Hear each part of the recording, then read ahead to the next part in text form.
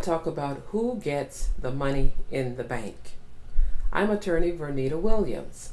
Sometimes I'm contacted by people who had a loved one pass away, and they say there's a bank account. Who gets the money in the bank?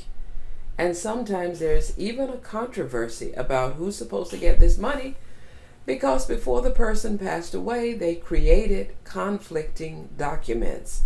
For instance, a bank account in the bank might name a particular beneficiary. Let's say that beneficiary is Mary, and let's say the person who passed away named Mary as the beneficiary in March 2010. But that same beneficiary did a last will and testament in April of 2016 and named John. Well, John thinks that he should get the money because he's in the last will, and Mary thinks she should get the money because she knows she's on the beneficiary designation form in the bank. So, who do you think gets the money?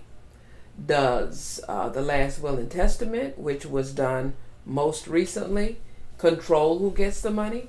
Or does the documentation in the bank, which was done in 2010, control who gets the money? Now, I know what you may be thinking. You may be thinking, well, since the last will and testament was the most recent document, and it says it goes to John, then John gets the money. But pay close attention, that is not the correct answer.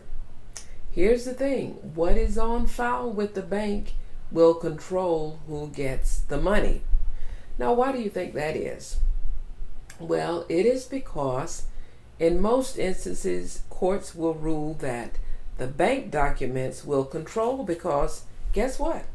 The bank has no way of knowing that this person went and did a last will and testament in April of 2016 and gave the money to John. The bank doesn't know that.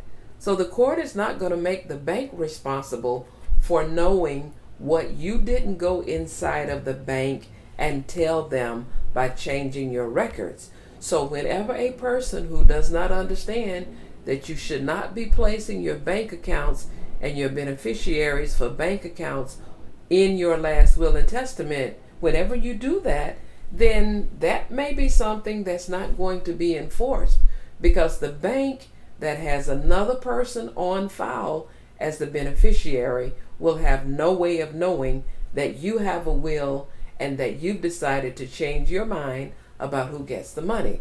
So be very, very careful in creating your estate planning documents, and make sure you do not create conflicting documents, such as bank papers that say one particular person should get the money and a last will and testament that says another person should get the money in the bank. That's just a little tip for you to live by.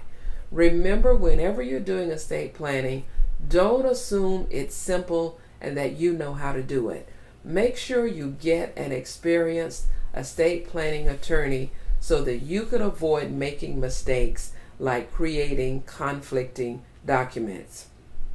I'm attorney Vernita Williams. If you would like additional information with tips such as the one that we discussed in this video, please go to my website. It is vcwlaw.com. That's vcwlaw.com. There you can find 25 tips to help you avoid legal nuisances and nightmares. There is also a checklist of 25 things you should do to set your affairs in order. If you'd like to call me with your comments, questions, or suggestions, please feel free to do so. The phone number is 786-831-9483. That is 786-831-9483. Thank you so much for listening.